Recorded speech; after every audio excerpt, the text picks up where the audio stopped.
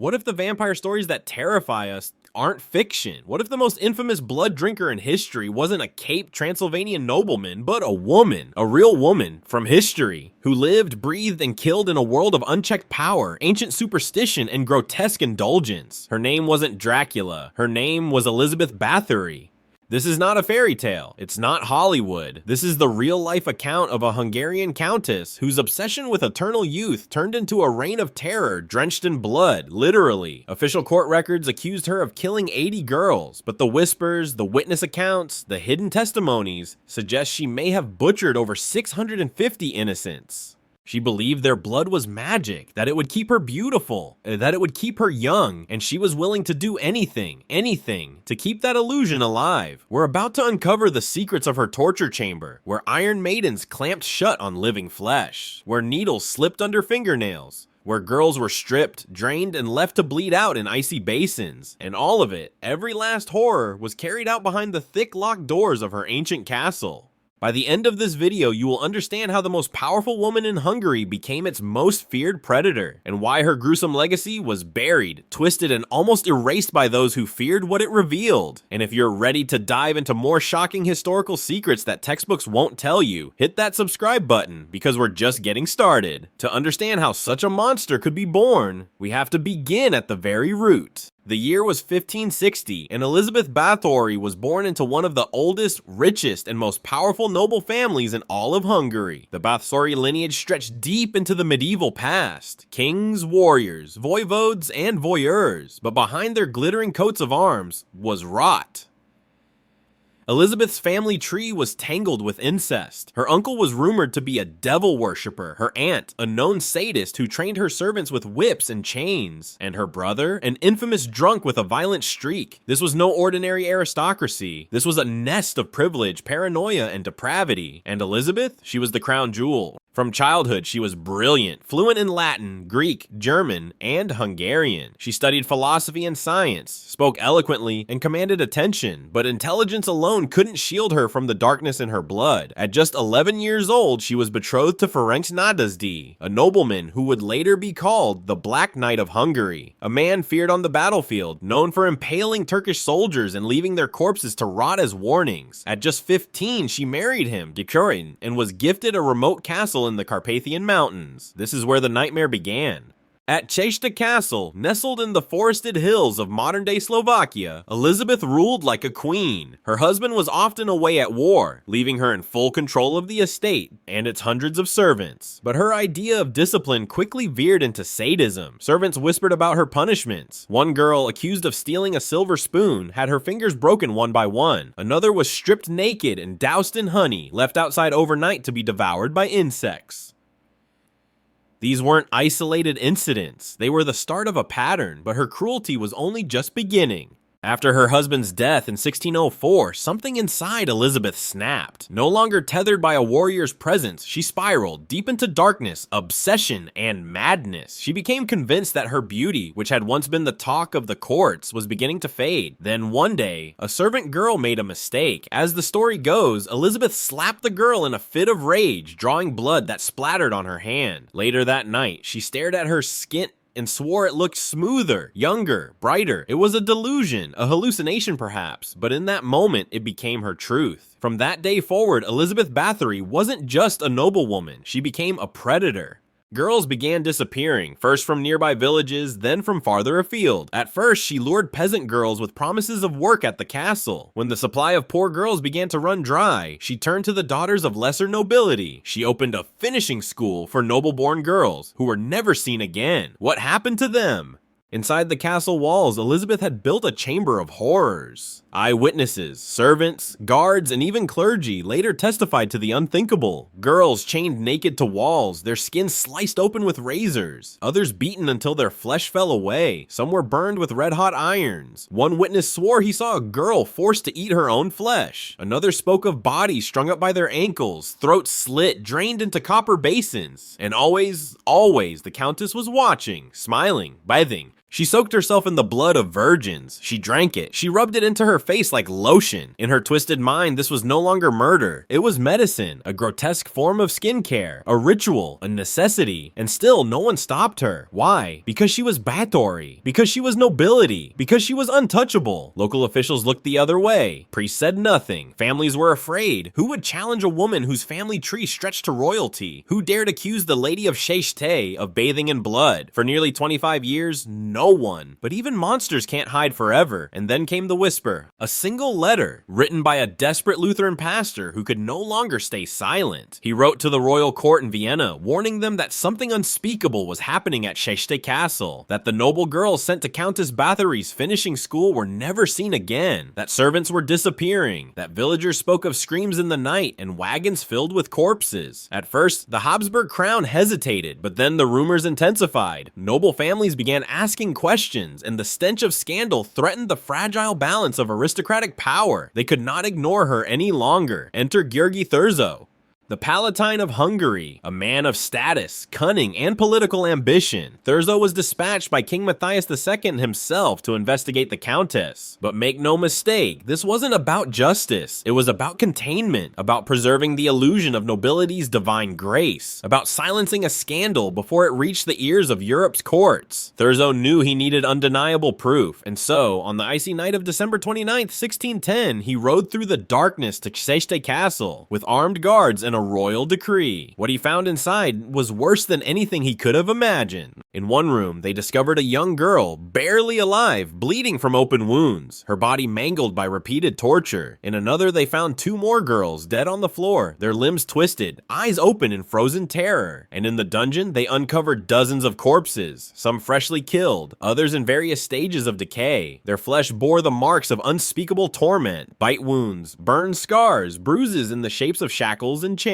Thurzo didn't just arrest Elizabeth Bathory, he detonated her myth. But here's the part the official records don't want you to dwell on. Elizabeth herself was never put on trial. Instead, her loyal accomplices, 4 servants who had carried out her orders, were tortured and executed. Their testimonies are the most graphic accounts we have. They told of girls sewn into horse carcasses, of starving victims forced to cannibalize each other, of freezing women locked outside in winter until their bodies stiffened into death statues. And Elizabeth? She was quietly sentenced to house arrest. No courtroom, no public reckoning, just a silent deal to protect the name Bathory from the stain of trial. She was walled into her own castle tower, her windows bricked over, her doors sealed. A small slit remained in the stone to pass food through. That's how she spent her final years, entombed in stone, surrounded by silence, imprisoned by her own sins. On August 21st, 1614, a guard found her lifeless body on the floor of her cell. No ceremony, no repentance, just death. But her story didn't end there, because Elizabeth Bathory didn't disappear into history. She became legend. Stories of her bloodlust spread across Europe like wildfire. Some said she was a vampire. Others called her a witch. She became the ghost in the mirror, the lady in red, the one who stalks castle ruins and whispers promises of beauty in exchange for blood. Her life became the blueprint for Gothic horror, a key inspiration for Bram Stoker's Dracula. The first female serial killer immortalized not as a cautionary tale, but as a myth. And perhaps that's the most chilling part, because the line between truth and legend is razor thin. Was she truly responsible for 650 murders? The court officially only convicted her for 80, but where did that higher number come from? A servant's testimony? A rival noble's rumor? Did politics exaggerate her crimes to seize her lands? Or did politics hide the true scale of her horror to protect aristocratic bloodlines? We may never know, but the facts we do have, the bodies, the testimonies, the missing girls, are damning enough.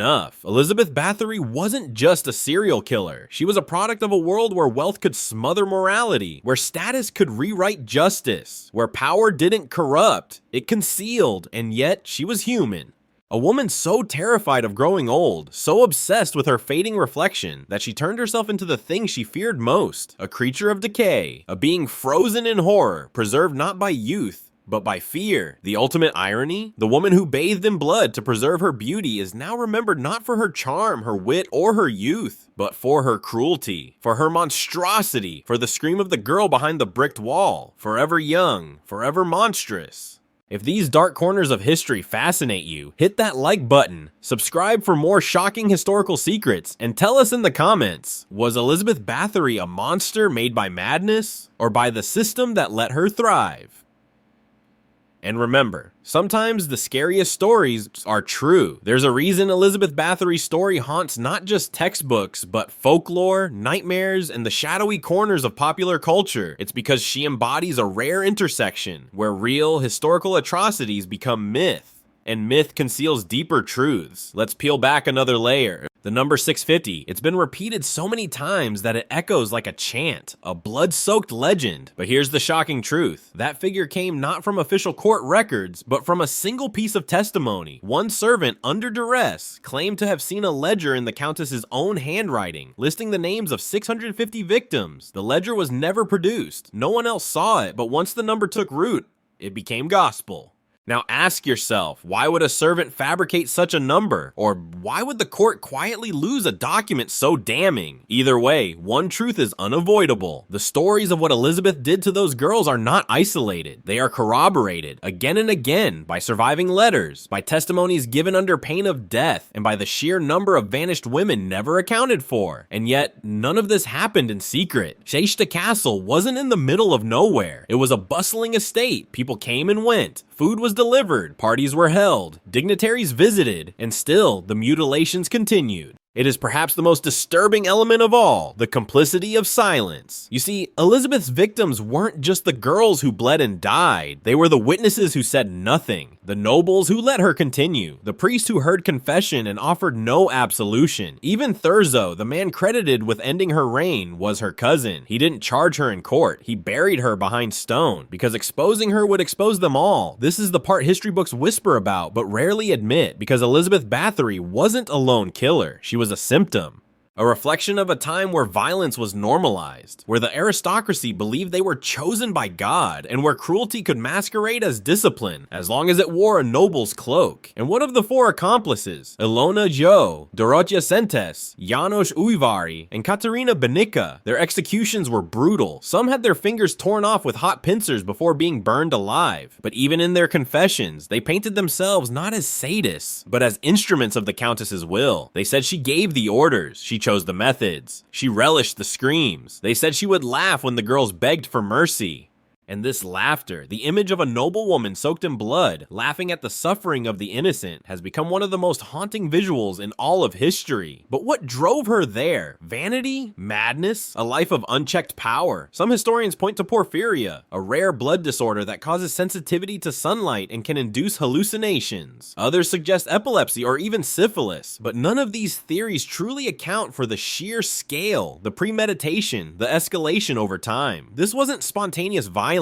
This was ritualistic, structured, cult-like. One servant testified that Elizabeth would prepare for torture like preparing for a banquet. She had favorite instruments, preferred rooms, even favorite victims, girls with pale skin, soft hair, youthful features. She would whisper to them, then disfigure them. She would caress their faces, then bite their shoulders like a beast. And always, she insisted she was doing it to preserve her youth. It's a claim that seems absurd until you realize how desperate the nobility was to maintain appearances in a decaying empire. To look youthful was to appear powerful. To look tired, wrinkled, or frail was to invite whispers, threats, even political rivals. Elizabeth Bathory believed she was protecting herself, but in trying to escape age, she ran straight into infamy, and that infamy, like the blood she bathed in, has clung to her for centuries. She has inspired poems, paintings, operas, horror films. She appears in the pages of Anne Rice's Vampires, in video games, even in modern fashion spreads where blood-red gowns and cruel beauty reign supreme. It's almost as though her legacy has been sanitized, romanticized, and that is perhaps the final cruelty, because Elizabeth Bathory's story isn't about elegance or gothic glamour. It's about hundreds of girls, some as young as 10, who were brutalized, tortured, erased, whose names we'll never know, whose graves were never marked, who died screaming in candlelit rooms for the vanity of a woman they had no power to refuse. These were real people, real lives, and when you strip away the legend, the horror remains. Because this wasn't a ghost story, it was a genocide in miniature, a massacre wrapped wrapped in velvet, perfumed with roses, hidden behind tapestries and lace. And perhaps that's what makes it so terrifying, because it reminds us that evil doesn't always look like a monster. Sometimes it looks like a lady. So how does a woman like Elizabeth Bathory, responsible for such unspeakable crimes, go from feared aristocrat to imprisoned ghost? What finally shattered the wall of privilege that had protected her for decades? The answer lies in the one force that can rival nobility: politics. After years of whispers and passive investigations, the scale of Elizabeth's crimes could no longer be buried under gilded scrollwork and family crests. And yet, even as bodies were uncovered, even as witnesses spoke in chilling detail of blood-soaked flagstones and tortured cries, the powers that be faced a dilemma. Elizabeth Bathory was not just a murderer, she was a Bathory.